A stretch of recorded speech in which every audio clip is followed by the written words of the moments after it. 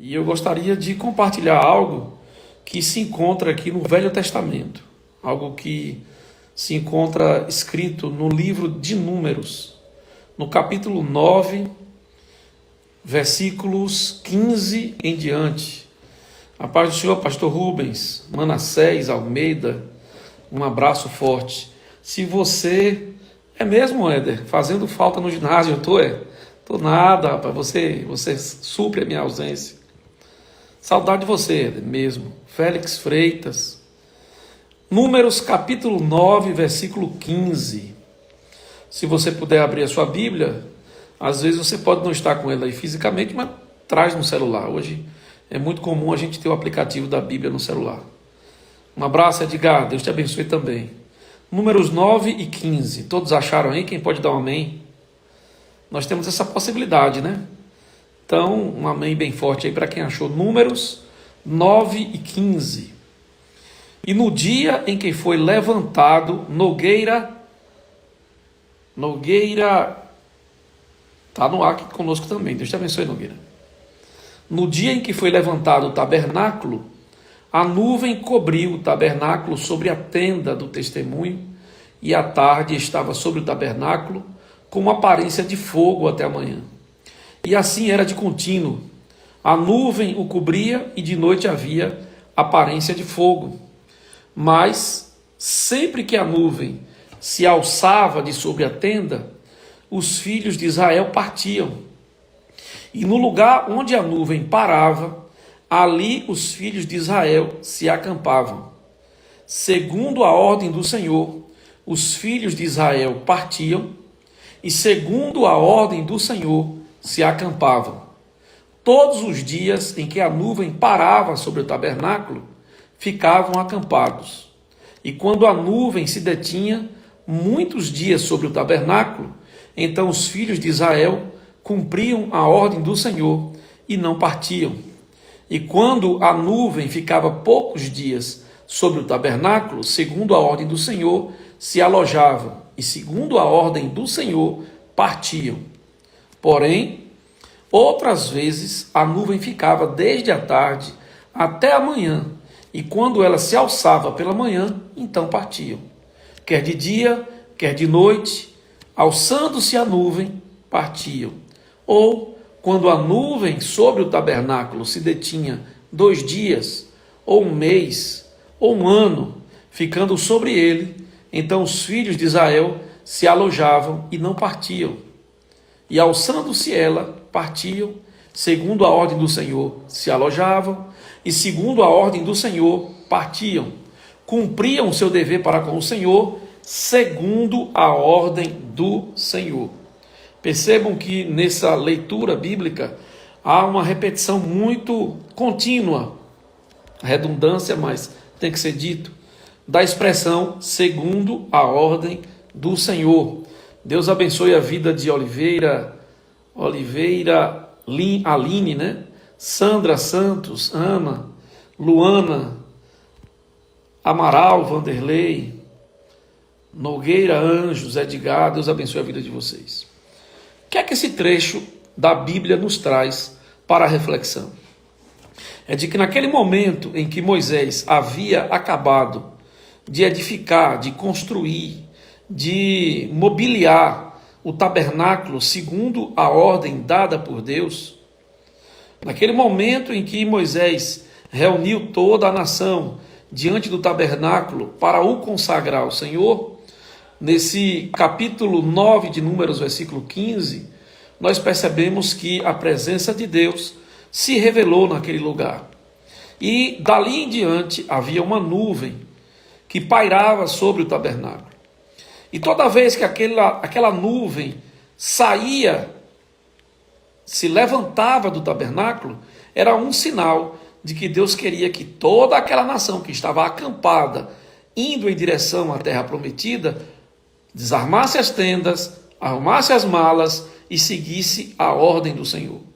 Em determinados momentos, fosse um dia, semanas, meses e até anos, aquela nuvem parava. E quando a nuvem parava, aquele povo, segundo a ordem do Senhor, também se estabelecia naquele lugar. Ou seja, naquele momento em que a nuvem de Deus pairou sobre o tabernáculo, a glória do Senhor se revelou naquele lugar, aquela nação passou simplesmente a viver segundo o comando de Deus. Era Deus que governava aquele povo. Quando ele mandava partir, partiam. Quando ele mandava que ficassem, ficavam. Veja que enquanto isso acontecia, havia prosperidade, vitória, porque aquele povo decidiu obedecer ao Senhor. Enquanto aquele povo estava com seu coração inclinado para Deus, dava tudo certo. Mas em um determinado momento, eles se acostumaram com aquela situação. Eles passaram a entender que a glória de Deus naquele lugar seria incondicional. E eles abandonaram uma atitude de submissão ao Senhor, de fidelidade ao Senhor, e passaram então a viver uma vida dissoluta, desregrada, desobediente, e achavam que a simples presença de Deus no tabernáculo era suficiente para que eles fossem abençoados. Hoje em dia, muitos de nós vivemos essa vida. Uma vida de acreditar que uma relação religiosa com Deus, de estar no templo, de ir à igreja, seria mais do que suficiente para você ter uma vida abençoada. E de repente, você percebe que não é isso que o Senhor deseja. O que o Senhor deseja não é que você tenha um compromisso com rituais religiosos. O que o Senhor deseja não é que você tenha uma vida piedosa, marcada por rituais religiosos. O que o Senhor deseja é que você seja obediente a Ele. A palavra do Senhor nos indica que é melhor obedecer do que sacrificar. É melhor você estar gozando de uma relação de intimidade com Deus do que você estar debaixo de uma vida de sacrifício. Muitas vezes você paga um alto preço por estar simplesmente abandonando uma vida de relacionamento sincero com Deus. E para que esse relacionamento sincero com Deus aconteça, há uma condição, é de que você esteja debaixo da obediência. Quando a nuvem parar, pare. E quando a nuvem se levantar, saia. Esteja estritamente, 100% debaixo da vontade de Deus. E assim você vai ser abençoado.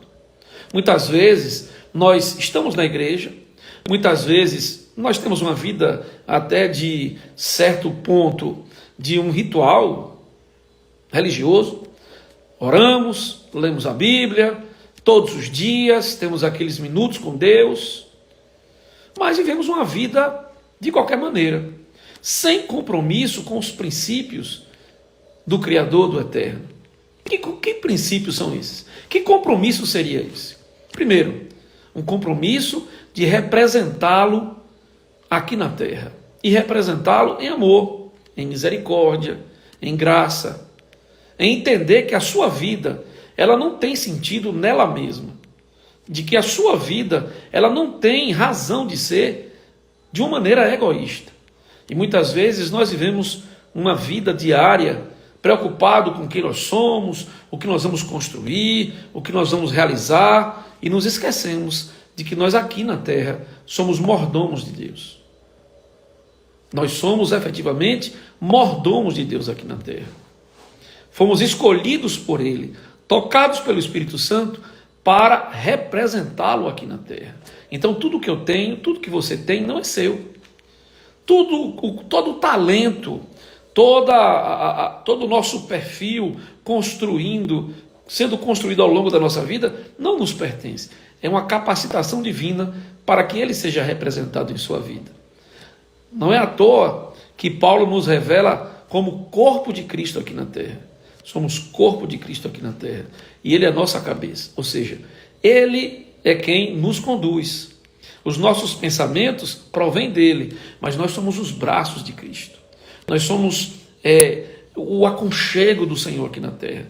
Não há como você se identificar sendo cristão sem se preocupar com o próximo, sem estar focado naquilo que é do outro, no bem-estar do teu semelhante. E às vezes nós passamos uma vida inteira, um longo tempo da nossa vida, produzindo e construindo coisas para a nossa vida pessoal. E até a vida religiosa, a vida de igreja, às vezes você faz um curso de teologia, você faz um curso de capacitação na Bíblia, você está ali aprendendo a louvar e adorar, você vai à igreja simplesmente focado em si mesmo, quando o objetivo maior não deve ser esse. Se você quer ser realmente abençoado, aprenda o segredo, seja obediente ao Senhor. E ser obediente ao Senhor não é simplesmente estar na igreja. Eu não estou dizendo que você não vá à igreja, vá, porque eu estou lá continuamente. E a igreja é um dever nosso, mas aquela atitude de ir à igreja não nos santifica. E a igreja é um momento de adoração, é o momento do serviço do crente. Mas ir à igreja não significa que eu estou tendo uma vida de santidade. A verdadeira santidade é cumprir princípios, é amar, é compartilhar, é olhar nos olhos daqueles que estão perto da gente e longe da gente. É lembrar que existem pessoas com carência afetiva da sua presença e às vezes dentro da sua própria casa. Essa carência pode estar acontecendo dentro da sua própria casa. Porque eu sei de situações, eu conheço pessoas que não conseguem compartilhar aquilo que ele é com a sua esposa, com o seu marido, com os seus filhos, com os seus pais. Dentro do próprio lar hoje, infelizmente, uma realidade avassaladora de egoísmo, de individualismo, sendo nutrido dentro do próprio lar.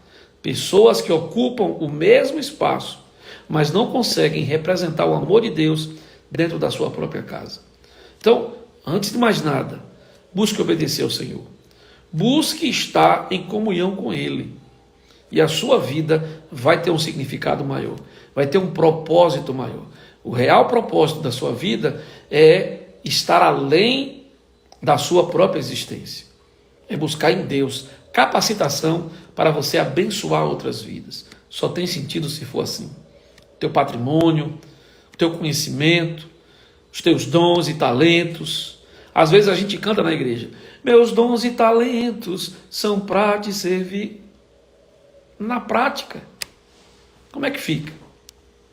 Então, eu gostaria que você, nesse primeiro momento, recebesse essa palavra, de que nós precisamos viver debaixo da ordem do Senhor. E quando a ordem for para ir, vá. E quando a ordem for para ficar, fique. Não desobedeça a Deus, porque há uma cilada maligna de que, às vezes, a sociedade reproduz isso aí, de que na minha vida mando eu sou dono da minha vida, eu sou senhor da minha vida, na minha vida mando eu. Epa! Paulo, em suas cartas, começa dizendo assim: eu sou servo de Cristo. Então aprenda, se aproprie dessa condição. Servo não tem vontade própria. Servo cumpre a vontade do seu Senhor. E o nosso Senhor é Cristo Jesus. Ele é Senhor da nossa vida. Ele não pode, não deve e não está circunscrito a uma vida religiosa, a uma vida de frequência à igreja. Ele é poderoso, ele é suficiente para entrar na esfera da sua alma, das suas emoções, na sua casa, na sua família e fazer toda a diferença. Não é, Joana? E fazer toda a diferença. Eu desejo para você nessa noite que você se aproprie dessa palavra e entenda que às vezes nós somos enganados e distraídos e às vezes o inimigo das nossas almas nos leva a ciladas de achar que porque eu estou cumprindo um ritual, eu tenho uma frequência na igreja, eu faço parte de um grupo religioso, está tudo bem na minha vida. Não, o Senhor quer muito mais do que isso. O Senhor quer que você tenha um relacionamento sincero com Ele. E esse relacionamento tem que ser de obediência.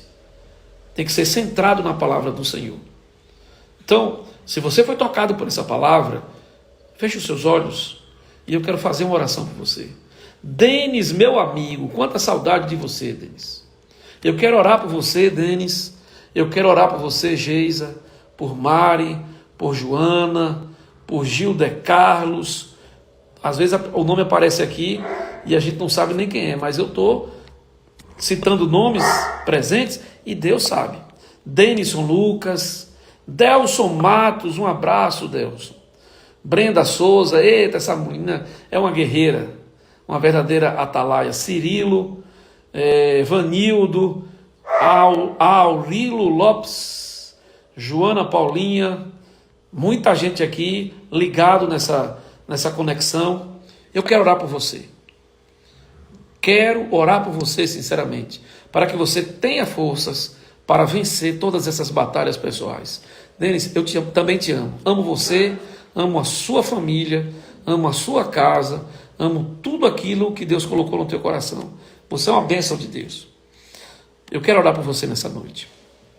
Deus eterno e poderoso, Pai de toda glória, Criador dos céus e da terra, de todo o universo. Deus, tu não estás preso ao tempo, tu não estás limitado à matéria, porque tu és a essência criadora. Tu és aquele que criou todas as coisas. Tu és o alfa e o ômega, e tem todo o poder em tuas mãos.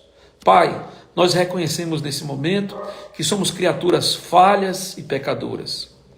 E por isso mesmo, nós dependemos de Ti. Nós dependemos cada vez mais da Tua presença em nossa vida. Pai, eu te apresento cada nome aqui citado, que está participando, Pai, desse encontro. Que Tu possas entrar nesse momento na vida dessas pessoas de modo contundente, de modo avassalador, quebrando todos os grilhões, todas as barreiras e trazendo bênçãos sem medidas. Pai, desperta-nos para termos um relacionamento sincero contigo. Pai, nós vemos todos os sinais revelando que o teu retorno está próximo.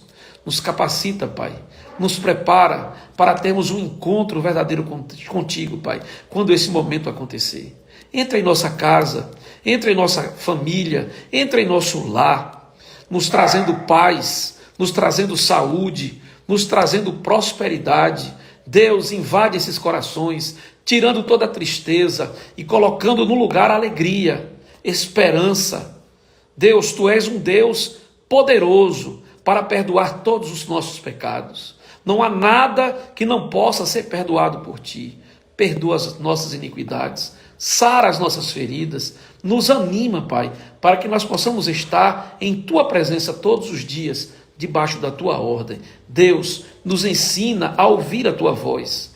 Afina os nossos ouvidos para que nós possamos ouvir a Tua voz. E ao ouvi-la, que nós possamos ter forças para obedecê-lo, Pai. Vencemos dessa maneira o pecado, que nós possamos vencer as tentações malignas, as insinuações desse mundo, as propostas desse mundo.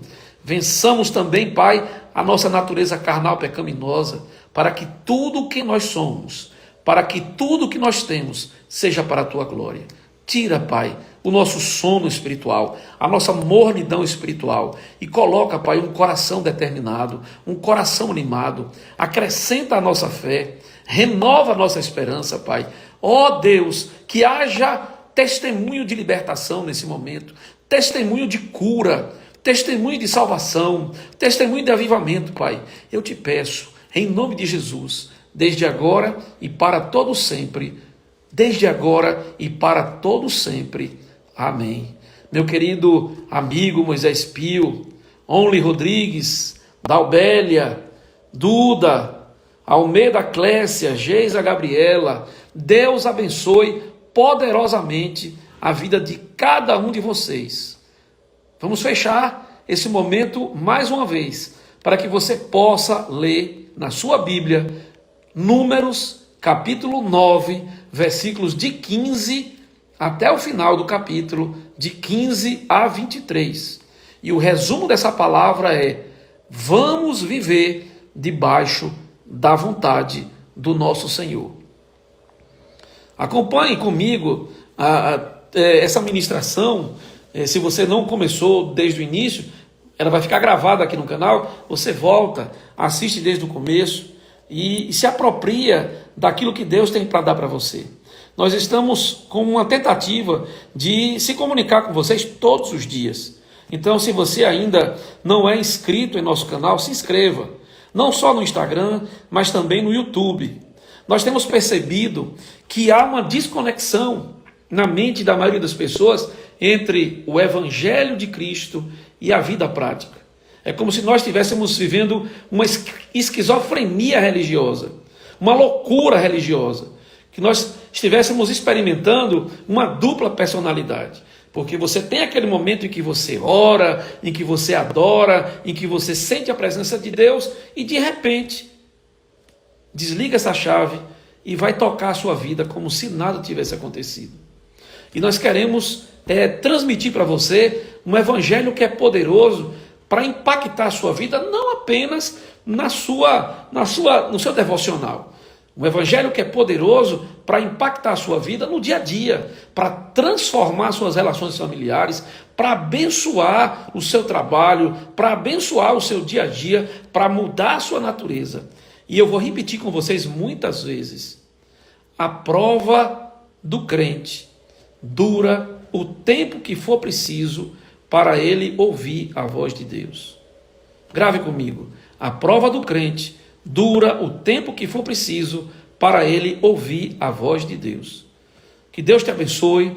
Vamos voltar a qualquer momento, em outro dia, em outra oportunidade, assim que nós formos tocados pelo Espírito Santo, para compartilharmos com vocês aquilo que o Senhor colocou em nosso coração. Eu amo cada um de vocês com o amor de Cristo. Uma boa noite, meus amados.